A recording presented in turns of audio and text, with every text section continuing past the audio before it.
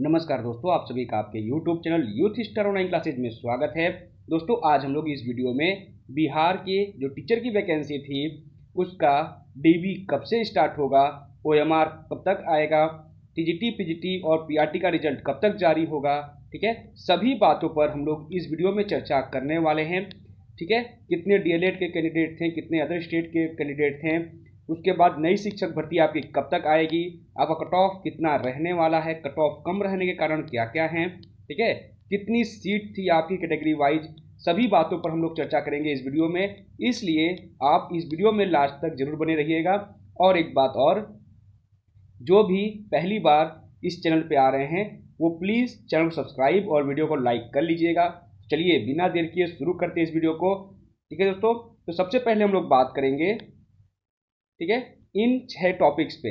पहला, आपका ओएमआर कब तक आएगा। दूसरा, डॉक्यूमेंट चेंज करने का जो ऑप्शन है, ठीक है, उस पर आपको कैसे काम करना है।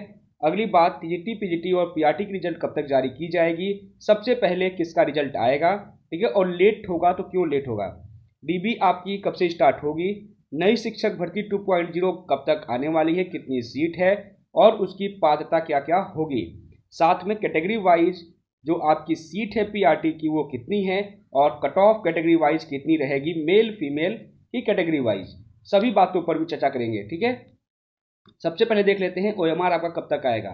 दोस्तों कल, ठीक है, कल लगभग 8 बजे रात को बीपीएससी के चेयरमैन अतुल प्रसाद सर ने मैसेज किया, ठीक है, ट्वीट किया। वो ट्वीट आप यहाँ पर देख सकते हैं, ये वाला है, very soon OMR seats of TRE candidate will also be made available.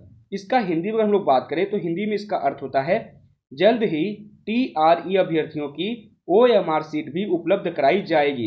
यानी अभी 27 तारीख को, ठीक है, जो ओएमआर आ रही है वो आ रही है 32वीं न्यायिक सेवा परीक्षा और 67th मुख्य परीक्षा के उम्मीदवारों की, ठीक है, 27 तारीख तक आ जाएगी। तो आपका जो ओएमआर है वो 28 से 30 के बीच में, 28 से 30 सितंबर के बीच में आपका ओएमआर जो है वो जारी कर दिया जाएगा। ठीक है, तो इतना कंफर्म है, ओएमआर आपका 28 से 30 सितंबर तक आ जाएगा। आगे बात करते हैं कि जो डॉक्यूमेंट अपलोड करने में बहुत से कैंडिडेट्स को प्रॉब्लम हो रही है। ठीक है, उन्होंने अपलोड तो कर दिया है, सक्सेसफुल का मैसेज भी आ गया है, लेकिन प्रॉब्लम ये आ रही है कि उनका डॉक्यूमेंट शो नहीं कर रहा है। तो ऐसे कैंडिडेट अभी आपका जो ये लास्ट डेट है वो बढ़ा दिया गया है। ठीक है, अंतिम तिथि विस्तारित कर दी गई है 26 तारीख से लेके 29/9/2023 तक के लिए। तो जो भी कैंडिडेट अभी तक डॉक्यूमेंट अपना करेक्शन नहीं किए हैं वो कर लेंगे, और जिन्होंने कर दिया है, सक्सेसफुली अपलोड हो चुका है पर उनका डॉक्यूमेंट शो नहीं कर रहा है, ठीक है, वो फिर से अपना रीअपलोड करेंगे। ठीक है, तो अभी आपके पास मौका है, जिन्होंने डॉक्यूमेंट अपलोड नहीं किया है, ब्लर है, नहीं पढ़ पा रहे हैं, समझ में नहीं आ रहा है, सिग्नेचर नहीं शो हो रहा है, तो आपको चेंज कर देना चाहिए। चेंज मतलब सिर्फ वही डॉक्यूमेंट जो आपने डॉक्यूमेंट पहले अपलोड किया था, ठीक है, जो पहले आपने डॉक्यूमेंट अपलोड किया था वही डॉक्यूमेंट आपको बढ़िया से स्कैन करके कम से कम 100 केबी में, ठीक है, आपका जो डॉक्यूमेंट हो कम से कम 100 केबी में होना चाहिए, फिर से उसी डॉक्यूमेंट को अपलोड करना है। ऐसा नहीं है कि आपने अगर यहाँ पर 10th का रिजल्ट अपलोड किया था तो अब जाकर आप 10th का सर्टिफिकेट अपलोड कर दें, ऐसा नहीं करना है।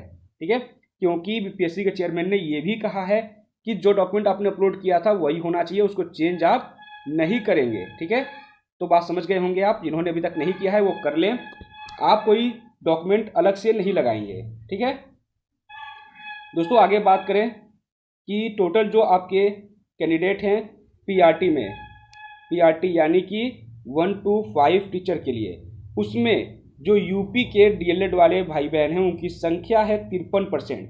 यानी मान लेते हैं अगर 100 लोगों ने एग्जाम दिया तो इन 100 लोगों में 53 जो कैंडिडेट हैं, ठीक है, वो आपके यूपी से हैं।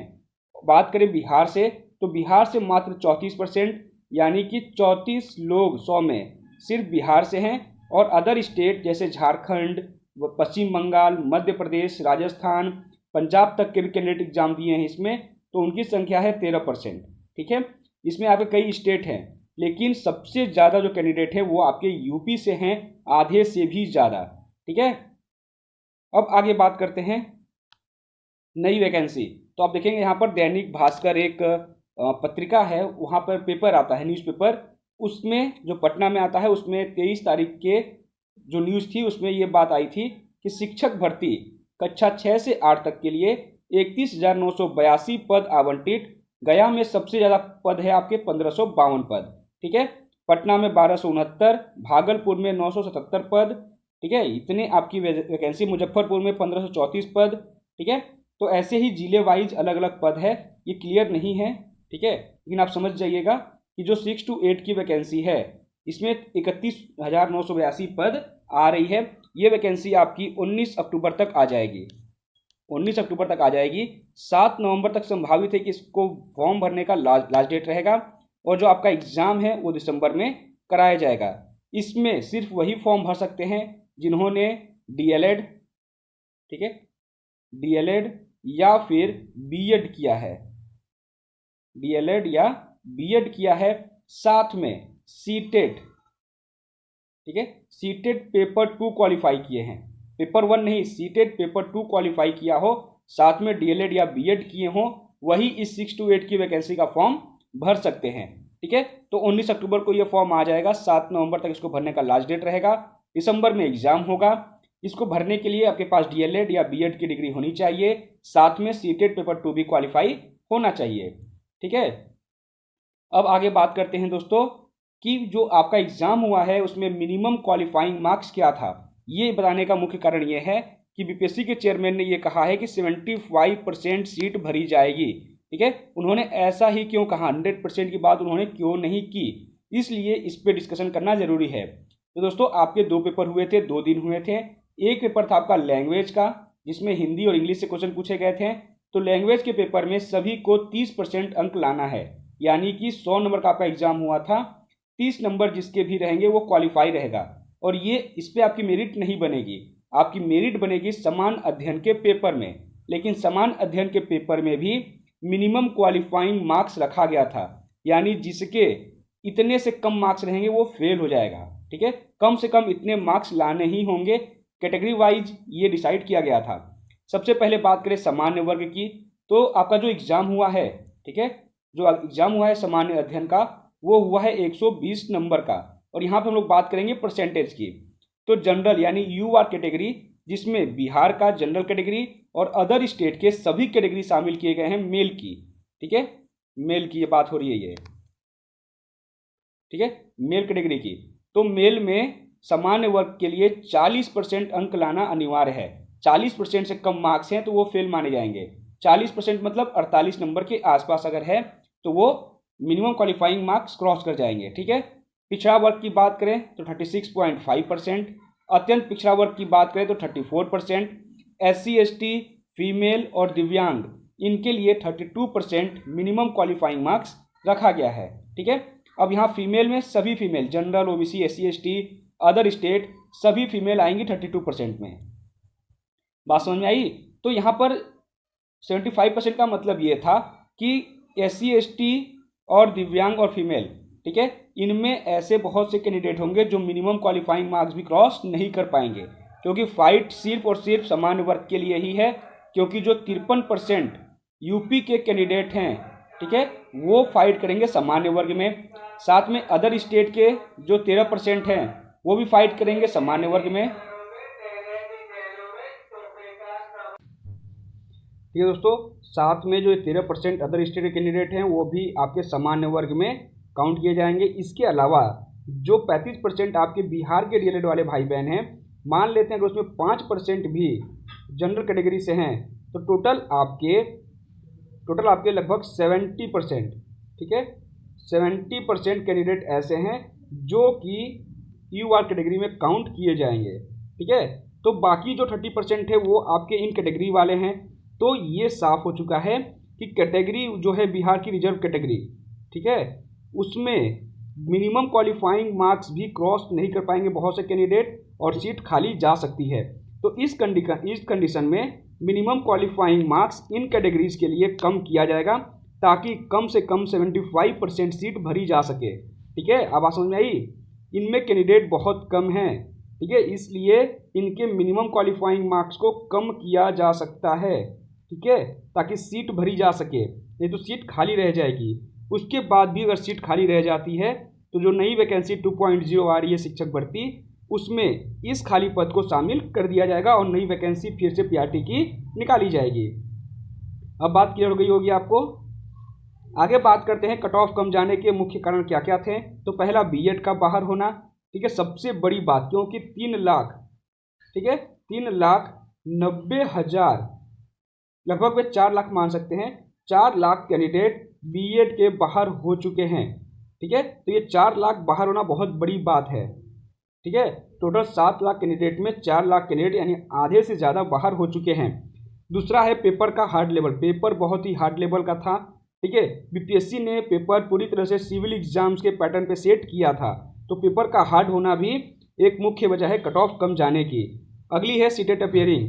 सीटेट अपियरिंग में प्रॉब्लम ये थी कि जो कैंडिडेट पहले बीपीएससी का एग्ज़ाम हुआ है, ठीक है, बीपीएससी का आपका एग्ज़ाम हुआ, बीपीएससी के एग्ज़ाम में जो लड़के मान लेते हैं सीटेट अपियरिंग में फॉर्म भरे थे, अगर उनके 60, 65 या 70 नंबर उनके आ रहे हैं, या मान लेते हैं 55 नंबर ही आ रहे हैं, तो ये तो बीपीएससी आराम से क्वालिफाई कर जाते इतने मार्क्स पे। लेकिन उन्होंने सीटेट अपियरिंग में फॉर्म भरा था और सीटेट का रिजल्ट अब 25 तारीख को घोषित कर दिया गया है और बहुत ही कम रिजल्ट गया है इस बार, ठीक है, बहुत ही कम कैंडिडेट पास हुए हैं।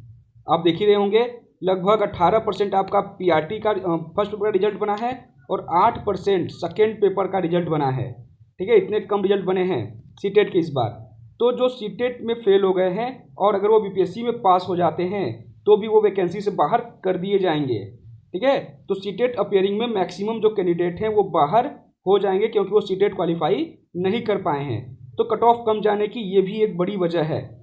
इसके अलावा जो बीईडीसी के 21-22 के फाइनल रिजल्ट वाले कैंडिडेट हैं, ठीक है, इनको अब मौका दे दिया गया है, तो इससे कोई फ़र्क नहीं पड़ेगा, ठीक है, क्योंकि फाइनल रिजल्ट इनकी आ चुकी है। जब ये फॉर्म आया था उस टाइम वो नेट की डाउनलोड की गई रिजल्ट डाउनलोड किए थे, लेकिन अब फाइनल रिजल्ट उनका आ चुका है, तो इनके शामिल होने से कोई प्रॉब्लम नहीं होगी।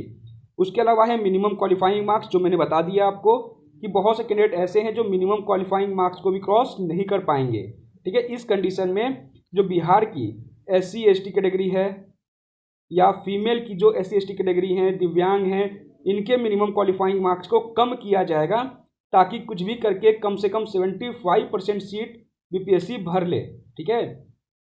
अब दोस्तों आगे बात करते हैं कि आपकी कैटेगरी वाइज सीट कितनी है और कट ऑफ कितनी जाएगी। सबसे पहले बात करेंगे अनरिजर्व कैटेगरी की। तो दोस्तों अनरिजर्व कैटेगरी यानी UR कैटेगरी, जिसमें आपका बिहार का जनरल कैटेगरी और अदर स्टेट के सभी कैटेगरी शामिल किए जाएंगे। और किसके? तो मेल के, ठीक है, मेल के UR कैटेगरी में बिहार का जनरल मेल और अदर स्टेट के सभी मेल कैटेगरी को शामिल करके UR कैटेगरी बनाया गया है। टोटल सीट आपकी है 15,947, ठीक है, टोटल सीट आपकी है 15,947। कट ऑफ रहेगी 50 से 55 नंबर के बीच में। वहीं बात करें अनरिजर्व फीमेल कैटेगरी की, तो अनरिजर्व फीमेल में बिहार की जनरल महिला और अदर स्टेट की सभी कैटेगरी की महिला को शामिल किया गया है। टोटल सीट है 16,040। कट ऑफ रहेगी 47 से 52 नंबर के बीच में। उसके बाद करें आर्थिक रूप से पिछड़े वर्ग की, मेल की, ठीक है, ये मेल है, मेल कैटेगरी। तो आर्थिक रूप से पिछड़े वर्ग की मेल कैटेगरी की टोटल सीट है 4,006। कट ऑफ रहेगी 48 से 53 नंबर के बीच। वहीं बात करें आर्थिक रूप से पिछड़े वर्ग की महिला की, टोटल सीट है 3,975। कट ऑफ रहेगी 45 से 50 नंबर के बीच। अत्यंत पिछड़ा वर्ग मेल की बात करें तो अत्यंत पिछड़ा वर्ग मेल की टोटल सीट है 7,171। कट ऑफ रहेगी 44 से 48 नंबर के बीच। वहीं अत्यंत पिछड़ा वर्ग की महिला की टोटल सीट है 7,211। कट ऑफ रहेगी 42 से 44 नंबर के बीच में, ठीक है। इसके बाद बात करें पिछड़ा वर्ग की, तो पिछड़ा वर्ग मेल की टोटल सीट है 4,777 यानी 4,777 सीट मेल की, और कट ऑफ रहेगी 48 से 53 नंबर के बीच। वहीं बात करें पिछड़ा वर्ग में महिला की टोटल सीट है 4,806। कट ऑफ रहेगी 45 से 50 नंबर के बीच में। नेक्स्ट बात करें SC अनुसूचित जाति पुरुष की, तो SC कैटेगरी मेल की टोटल सीट है 6,377। कट ऑफ 40 से 45 नंबर के बीच रहेगा। वहीं SC कैटेगरी महिला की टोटल सीट है 6,412। कट ऑफ रहेगी 38 से 43 नंबर के बीच। वहीं पर अनुसूचित जनजाति यानी ST कैटेगरी मेल की टोटल सीट है 395 और कट ऑफ रहेगी यहाँ माफ़ करिएगा 39 से 44 नंबर के बीच, ठीक है, 39 से 44 नंबर के बीच इनकी कट ऑफ रहेगी। वही अनुसूचित जनजाति महिला की कट ऑफ, ठीक है, यहाँ पर 38 से 42 नंबर के बीच रहेगी, ठीक है। एसटी कैटेगरी मेल की कट ऑफ 39 से 44 और एसटी कैटेगरी महिला की कट ऑफ 38 से 42 नंबर के बीच रहेगी, ठीक है। तो ये थी आपकी कैटेगरी वाइज सीट और कट ऑफ। तो लगभग सभी बातों पे हम लोगों ने डिस्कशन कर लिया, ठीक है। तो दोस्तों अभी भी अगर आपके मन में कोई डाउट है या आपको कुछ अगर पूछना है तो आप निश्चिंत होकर कमेंट बॉक्स में कमेंट कर दीजिएगा, मैं आपके सभी कमेंट्स का रिप्लाई ज़रूर दूंगा, ठीक है। तो फिर से एक बात करना चाहूँगा आपसे कि जो भी इस वीडियो पे नए थे वो प्लीज़ इस वीडियो को लाइक कर दें और चैनल को सब्सक्राइब कर दें, ताकि कोई भी नोटिफिकेशन अगर आती है तो सबसे पहले आप तक पहुँचे, ठीक है। तो इस वीडियो को यहीं समाप्त करते हैं। हंसते रहिएगा, मुस्कुराते रहिएगा और आगे बढ़ते रहिएगा। पढ़ाई कभी मत छोड़िएगा, बड़ों का सम्मान हमेशा करिएगा। जय हिंद, जय भारत।